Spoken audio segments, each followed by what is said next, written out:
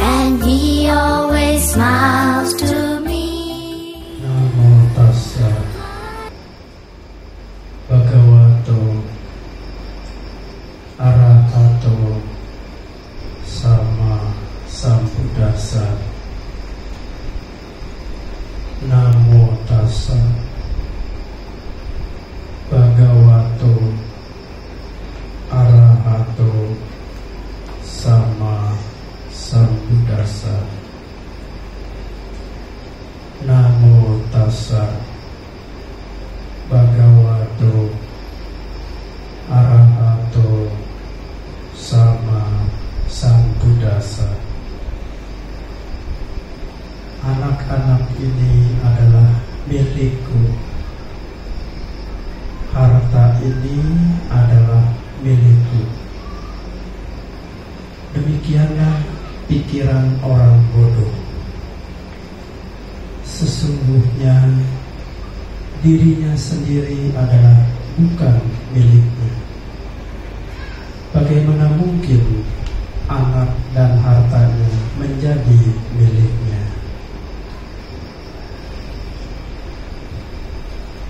Yang saya hormati Biku Sangga, yang saya hormati pula Romo Ramani, yang saya hormati pula Bapak, Ibu, dan saudara-saudara sedama yang berbahagia. Pada bulan ini kita semua merasa bergembira karena para biku telah menyelesaikan masa wasa selama 3 bulan penuh di wihara masing-masing. Setelah para biku menjalankan wasa, maka umat diberikan kesempatan untuk berdana kepada Biku Sangga. Kebetulan di Tangerang ini waktunya sangat lama, yaitu sebulan penuh. Dan kesempatan ini merupakan kesempatan yang baik, kesempatan emas, karena ini hanya terjadi sekali dalam setahun, jadi tidak tiap hari. Maka ketika ada kesempatan emas ini, kita bisa menggunakannya. Ibu bapak bisa datang semampu-mampunya. Ya, di dalam ajaran Sang Buddha dikatakan berdana kepada Sangga merupakan ladang yang sangat-sangat subur. Jadi ketika kita berdana pada hari ini adalah berdana kepada Sangga. Jadi bukan kepada pribadi biku. Makanya nanti ibu bapak ketika berdana tidak perlu melihat-lihat biku, ya. Nah ini bikunya sudah tua, ya, rambutnya berubah. Ini aja dah. Kalau yang ini masih muda, nggak jadi. Ya. Jadi tidak perlu pilih-pilih, ya. Siapapun bikunya, yang penting biku bisa berdana apa saja, ya, jubah, ya. Kalau pagi-pagi atau siang bisa berdana makanan, kemudian tempat tinggal dan obat-obatan. Nah, persembahan-persembahan inilah yang menjadi harta kebajikan. Nah, berdana ini bisa mengantarkan orang lahir di alam surga, bisa membuat orang menjadi lahir sebagai Brahma. Sebagaimana tadi dikutip dalam Nidikanda Sutta, yaitu khotbah tentang penimbunan harta kebajikan. Ya, di situ dijelaskan bahwa harta kebajikan dengan berdana, menjalankan sila, pencegahan, dan terhadap hal-hal yang buruk, itulah harta kebajikan bagi seorang pria atau wanita. Kemudian dijelaskan pula bahwa manfaat dari harta kebajikan itu adalah memiliki wajah cantik, suara merdu, penampilan yang elok, menjadi penguasa, menjadi kaisar yang dicintai, menjadi raja dewa di alam dewa, memiliki kekayaan di alam manusia, kemudian memperoleh kesenangan di alam surga atau alam dewa, bahkan mencapai nibbana. Itu semua dari penimbunan harta kebajikan. Oleh karena itu, kalau kita sudah tahu begitu besar sekali manfaat dari berdana ini, maka sudah seharusnya, apalagi di bulan Katena ini, banyak-banyaklah berbuat baik. Jangan ragu, jangan bimbang. Penuh keyakinan yang kuat bahwa berdana ini akan memperoleh berkah yang sangat luar biasa. Tetapi Ibu Bapak, di balik kebahagiaan berdana, manfaat berdana yang cukup besar ini, masih ada saja orang yang kikir, orang yang pelit. Makanya itu kalau orang kikir, kalau berdana selalu mikir, ya. Maka di sini saya akan menguraikan orang pelit, ya.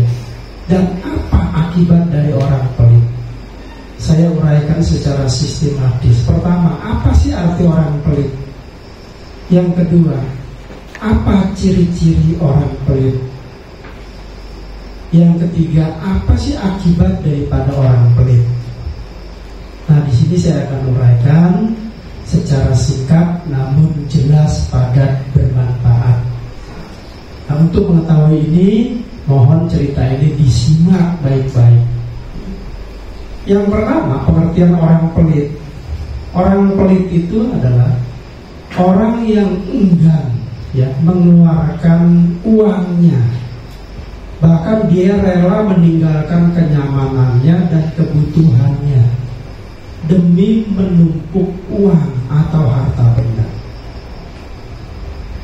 Orang pelit artinya juga adalah orang yang sifatnya kecenderungannya menyimpan barangnya ini rapat-rapat, bahkan sampai rapat beneran. Jadi orang nggak tahu hartanya, untuk menimbun harta bendanya bagi diri sendiri. Ini namanya orang pelit. Kemudian ada ciri-ciri orang pelit, ya. Apakah kita termasuk orang pelit? Maka kita bisa cek and recheck di 4 hal ini. Yang pertama, ciri-ciri orang pelit, ya. Pertama, dia perhitungan, ya. Yang pertama itu perhitungan. Apakah kita perhitungan? Ya, nanti diuraikan sedikit aja, ya. Yang kedua, tidak mau berbagi. Itu orang pelit itu cirinya nggak mau berbagi. Yang ketiga, kalau mau membayar ongkos maunya yang murah meriah.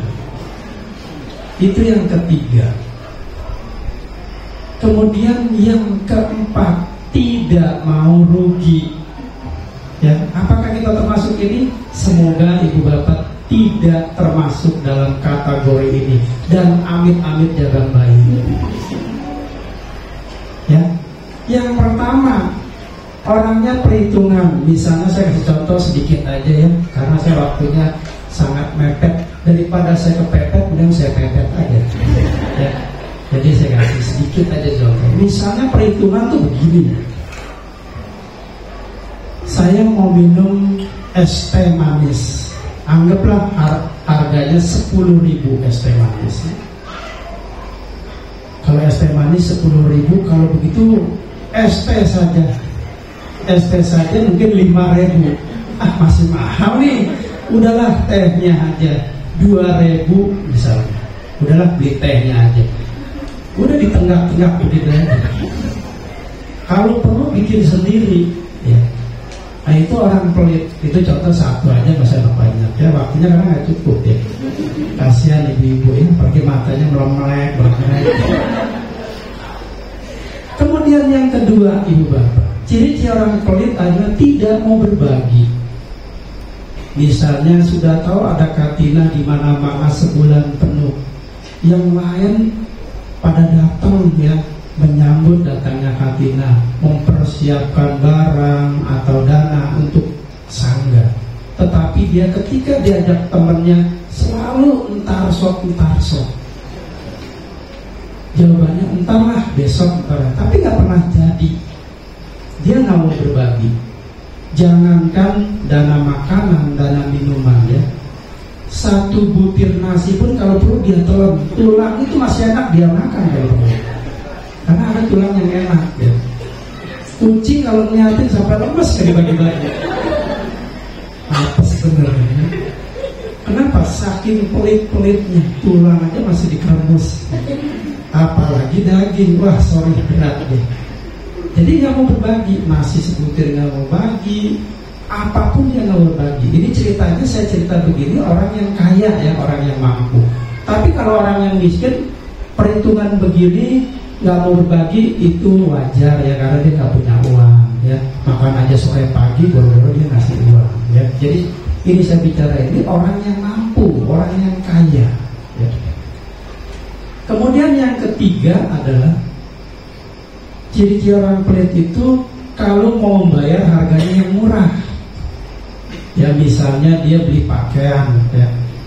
Bu, pakaiannya berapa? Dia dari agen 80.000, dijual 100.000, berarti untung 20.000. Ketemu orang pelit yang belanja sampai naik darah ya. Bu, saya tawar dah, kaosnya berapa? 100.000 ya, 100.000 katanya kemahalan, udah 80 dah. Dia bilang apa? Ci, ini saya belinya aja 80.000 ya, maka saya jual 100.000, cuman untung 20.000 ya. Kalau ibu tawar 80.000, tolong naikin deh 10.000 aja. Oh nggak bisa. Akhirnya diturunin, udah 90.000, saya untung 10.000 nih. Jadi saya ini benar-benar untungnya benar-benar tipis. Oh nggak bisa 80.000 aja, udah naikin sedikit dah 85.000 ya. Karena untung saya benar-benar tipis, swear ini benar-benar ya. Akhirnya dinaikin 85.000. Jadi cuma untung 5.000, itu pun ngadu otot sampai ototnya keluar ya. Baru dia beli.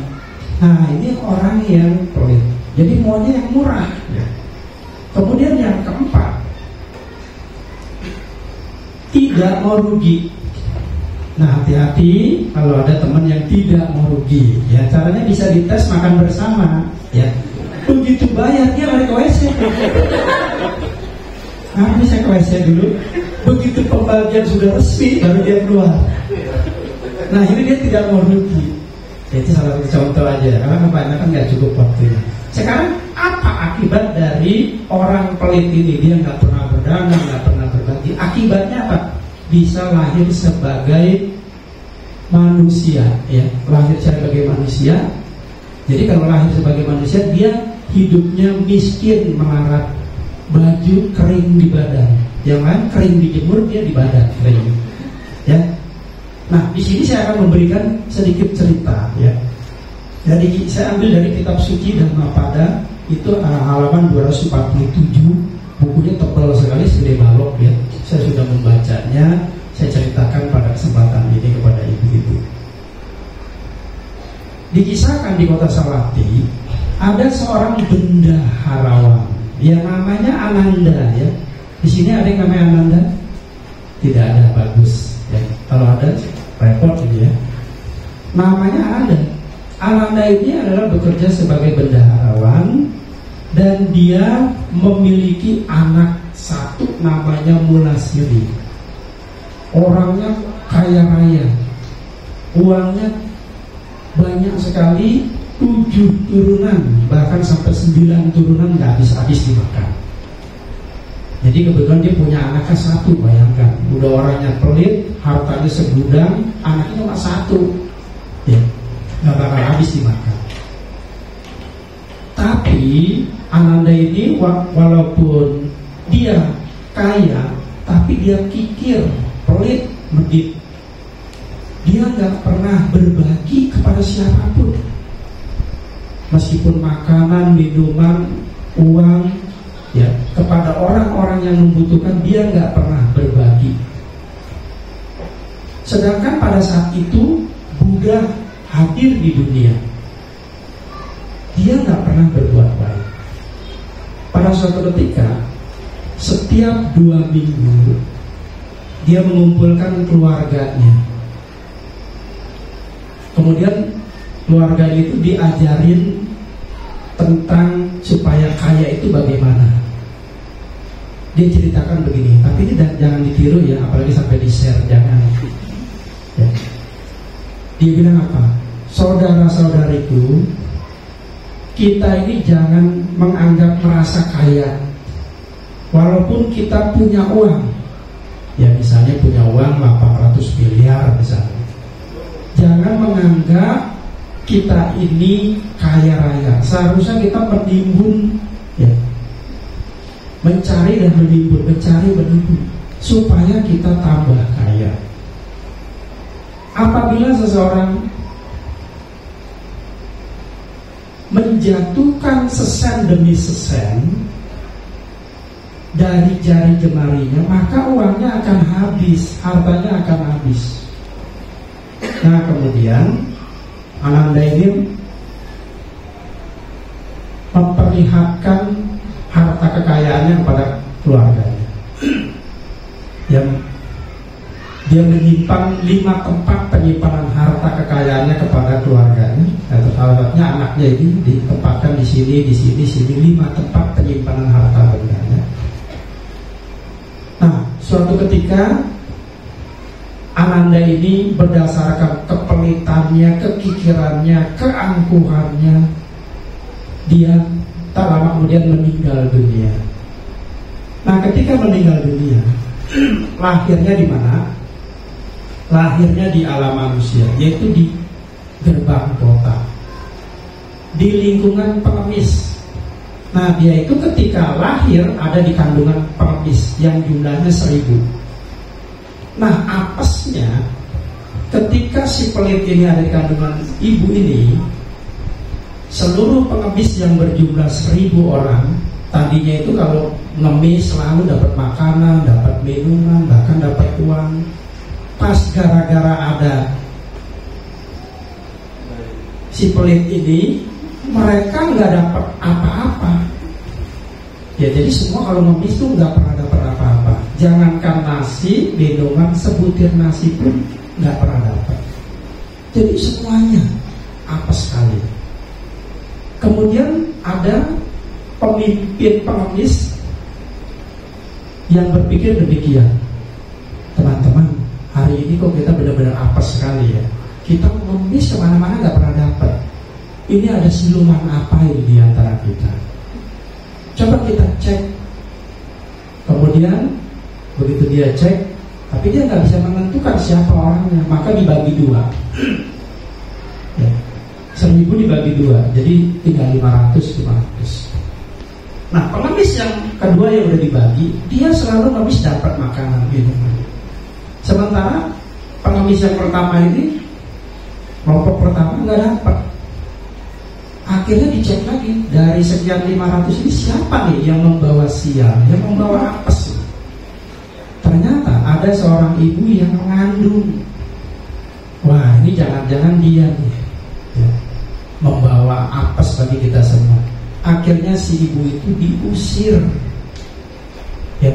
Nah, ketika si ibu ini diusir, apa yang terjadi? Mereka ketika mengemis selalu dapat makanan, dapat minuman. Oh, ternyata ini ya silumannya ya yang diusir itu.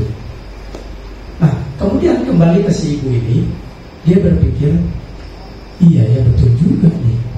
Saya setiap ngemis kok nggak pernah dapat ya. Jadi si ibu yang tinggal sendirian ini setiap ngemis, minta-minta kepada orang ya, nggak pernah dapat. Nah, suatu ketika si ibu ini lahir si bayi pelit ini. Ternyata begitu lahir, apa yang terjadi? Bayinya itu jeleknya ampun-ampun, ya, bahkan 7 turunan. Mungkin orang melihatnya kayak aku amit-amit dah punya anak seperti itu. Sangat jelek, karena antara muka, hidung, telinga itu nggak ada pakai tempatnya, nggak ada tempatnya. Ya, saking jelek-jeleknya, udah hitam, dekil, kumal, hidup lagi, kemudian hidungnya beda dengan kita. Ya. Kalau kita mungkin hidungnya di sini, ya, dia hidungnya di sini. Ya. Kalau kita mata di sini, dia di sini. Ya. Jadi persis seperti monster hidup. Jadi itu anak seram sekali. Ya udah jelek, serem, double, triple, nomor. Ya. Nah kemudian ketika anak ini lahir, ternyata masih membawa sial juga. Yang mana ibunya coba berkeliling ke kota-kota sambil membawa tembikar. Dia bilang, Tuhan, berilah saya makan, saya belum makan. Oh maaf ya Bu, di sini tidak ada makanan. Dia pergi lagi. Dia keliling lagi ke tempat lain, Tuhan, berilah saya air, saya haus. Enggak dikasih lagi. Sampai mulutnya encok, nggak pernah dikasih. Lalu si ibu berpikir, betul juga ya, ini anak ini sial amat ya, saya mau kemana-mana nggak dapat saya. Kalau begitu udahlah saya tinggal sendirian, biar nanti dimakan kucing, dimakan kucing anak deh istilahnya ya. Anaknya tinggal ya. Tapi sekali lagi dalam kisah ini saya acungkan jempol sebagai seorang ibu. Meskipun dia lahir dengan anak yang jeleknya luar biasa, ibunya tetap memiliki kasih sayang. Jadi anaknya itu tidak diusir atau ditinggal ya. Sesuai pepatah mengatakan, sekejam-kejamnya harimau tidak mungkin memakan anaknya sendiri. Nah demikian itulah kasih seorang ibu. Jadi anak ini biar jelek, dia nggak diusir, ya nggak dibuang.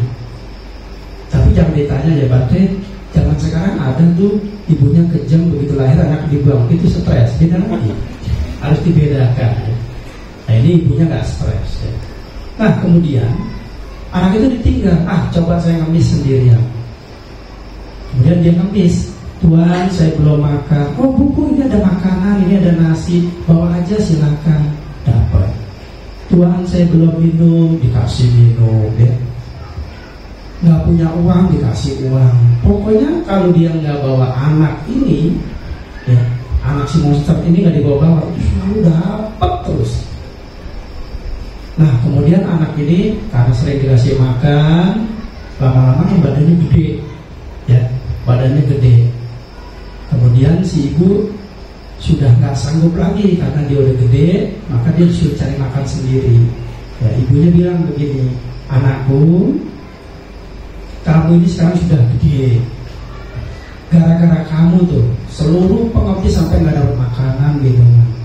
Ibu juga menderita mulai dari hamil kamu sampai melahirkan kamu, sampai mengemis pun saya nggak dapat apa-apa.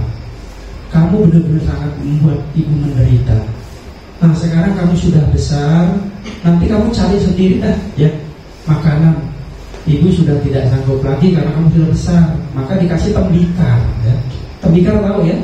Tembikar itu adalah alat tradisional, tempat makanan tradisional yang terbuat dari tanah. Jadi dikeraskan dulu, setelah keras nanti dibuat piring, dibuat mangkok, dibuat cangkir, itu namanya tembikar. Beda dengan tikar, ya. Kalau tikar itu alas untuk duduk, alas untuk tidur, itu namanya tikar. Tetapi kalau kar itu mobil, beda lagi. Bisa bedakan ya, kalau nggak repot. Nah, dikasih tembikar, dia ngemis sendirian, anak ini nggak pernah dapat. Tapi kalau ibunya selalu dapat. Nah, singkat cerita, kalau waktunya mepet, ya. Dia melihat ada sebuah rumah, ya, rumahnya itu bagus sekali, kayaknya saya pernah tinggal di sini. Saya masuk. Begitu dia masuk, ternyata wah iya benar, ini barangnya milik saya ya, dulu. Saya pernah lahir di sini. Jadi dia belum meyakini, mengecap kayaknya pernah di sini. Ya. Masuk lagi ruang kedua. Ruang kedua dia lihat, oh iya ini barang saya, kesenangan saya. Nggak salah lagi, ini rumah saya. Masuk lagi ruangan yang ketiga, dia lihat lagi, oh iya ini ada tempat duduk saya, meja saya. udah nggak salah, ini rumah saya. Begitu masuk ke ruangan yang keempat, ternyata ada Mulasiri, anaknya. Anaknya bukannya menyambut, malah ngejerit-jerit ke orang kesurupan. Dia berteriak apa? Monster, monster, karena anaknya serem. Akibatnya para pembantunya berdatangan. Si pengemis ini akhirnya dipukuli, digebuki sampai keluar kecap pasir, kecap manis, ya. Dan diseret keluar, lalu dibuang ke pinggir sampah, ke tong sampah itu dibuang, ya. Nah, ketika itu Sang Buddha sedang berpindah patah bersama dengan anak-anak melihat hal ini, ya. Lalu Sang Buddha biasanya tersenyum. Tersenyum itu ada maksudnya, ya. Lalu ditanya oleh Ananda tentang peristiwa yang tadi. Sang Buddha menjelaskan. Setelah itu Ananda memanggil Mulasiri. Dia bilang apa? Mulasiri, kemari. Kamu dijelaskan bahwa Mulasiri datang. Lalu Sang Buddha sekarang yang bertanya, Mulasiri, kamu tahu nggak pengemis ini? Tidak tahu, Bante. Ini ayahmu sendiri. Hah? Saya tidak punya ayah seperti ini, Bante. Lalu diyakini oleh Sang Buddha. Untuk membuktikan, ditanya, ayahmu namanya Ananda kan? Nah, ditanya sama Sang Buddha, Ananda, bendahara kerajaan, tolonglah berilah tahu tempat penyimpanan, 5 tempat penyimpanan harta yang dulu pernah kamu simpan. Lalu dia memperlihatkan, nih Bante ada di sini, yang satu ada di sini, di sini. Begitu dibuka ternyata benar Ibu Bapak, semua isinya emas, ya, barang-barang berharga yang dulu pernah disimpan. Akhirnya Mulasiri ini yakin, ya, bahwa memang itu benar ayahnya. Akhirnya dia meminta maaf kepada pengemis itu dan juga meminta maaf kepada Sang Buddha dan memohon diterima menjadi pengikutnya. Nah, itulah sedikit cerita. Aslinya sih nggak segini panjang, ya.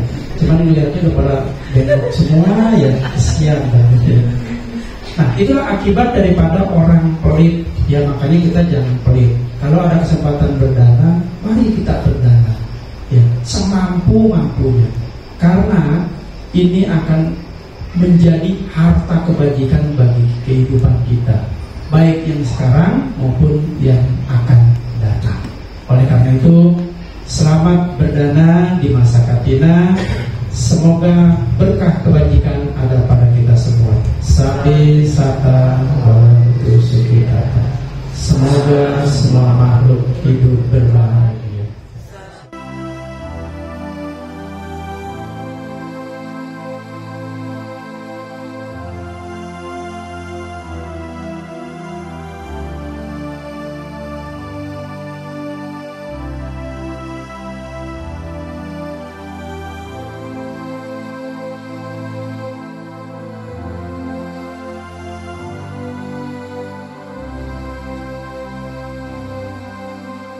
The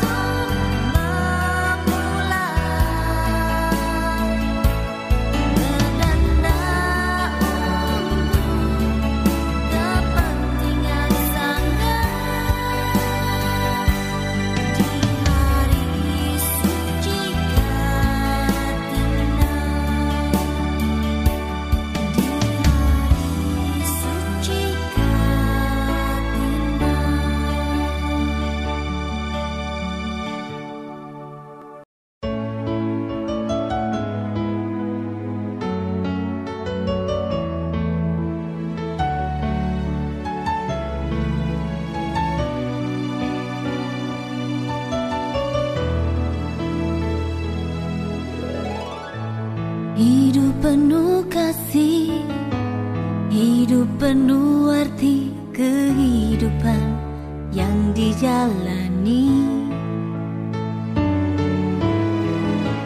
Hidup penuh cinta, hidup penuh makna kehidupan siswa utama. Sangga para Aryan dan bijaksana, Engkau warisi sucinya damai dan mulia. Sangga siswa sejati guru Buddha, Engkau teladan hidup di dunia.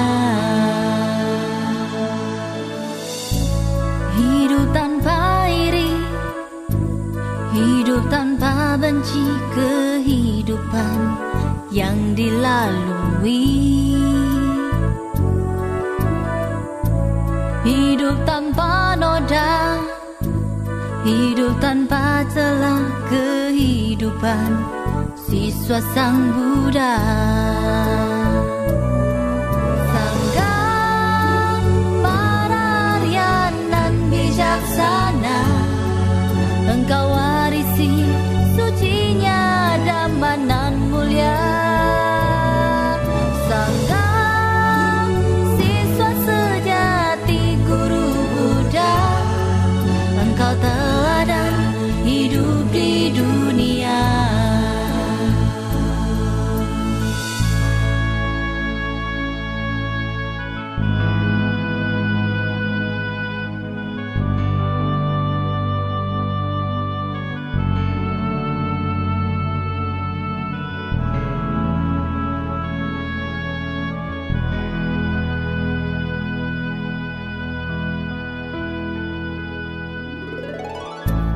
Hidup tanpa iri, hidup tanpa benci, kehidupan yang dilalui. Hidup tanpa noda, hidup tanpa celah, kehidupan siswa Sang Buddha. Sangga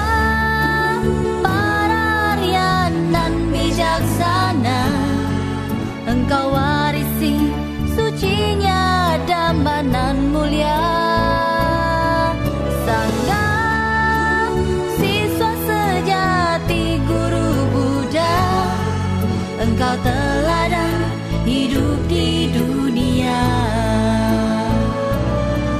Sangga para Aryan dan bijaksana, Engkau warisi sucinya damai dan mulia. Manang upakapati iki sampasitang tumhang kipamewa samiyado sabbe puretu sakapa jadu pasujayam manggale apara cita palang desi patawipo kare abiseke samba buddhanang agapato pamodati sunna katang sumanggalang supabatang suhotitang sukamno sumuhu Tojasuyitang brahmacari supada kaya kamang waja kamang pada kinang manu kamang panidite pada kinang nikatawang nalaban tate pada kine sabba buddha nubawen nasabadamma nubawen nasabasa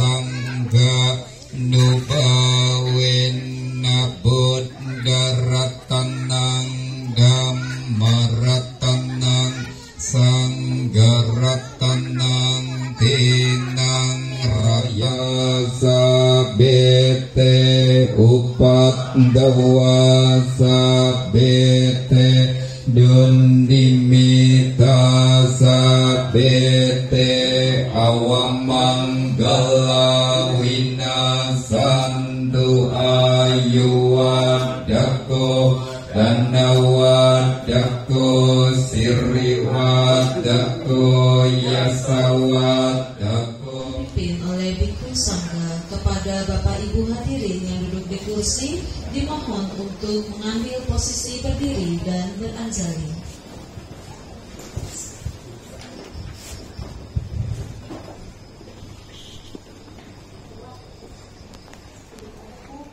Arahang Samma Sambuddho Bhagawami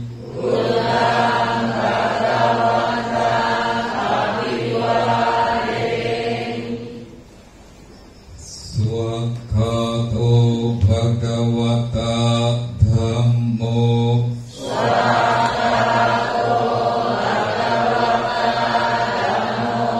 Dhammang Namasami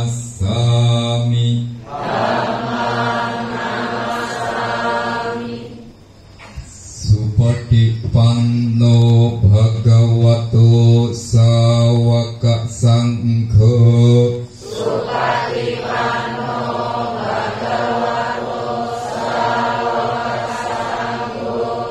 Sanghang namami.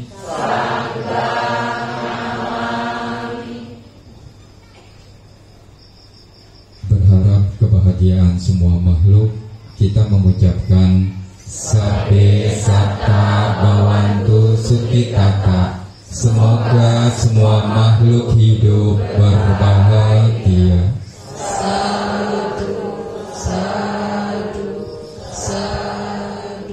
Kepada umat yang berada di luar tetap posisi berdiri, dan pada umat yang berada di dalam tetap posisi bersujud. Kita akan memberikan penghormatan kepada Biku Sangga dipimpin oleh pemimpin puja dengan mengucapkan okasi.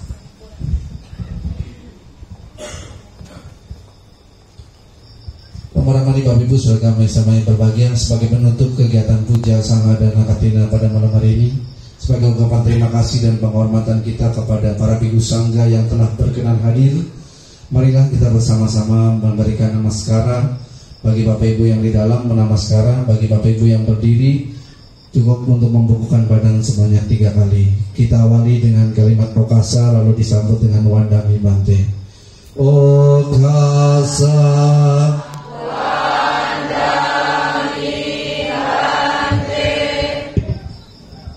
Abiwadana Silisa Nijang Buddha Pacayeno Cattaro Dhamma Wadanti Ayu Wano Sukang Baklang. Sadu, sadu, sadu. Bapak Ibu semuanya, terima kasih kami aturkan kepada kehadiran semua Bapak Ibu yang telah hadir pada malam hari ini. Silakan sebelum pulang dapat menikmati hidangan yang telah disediakan untuk sebagai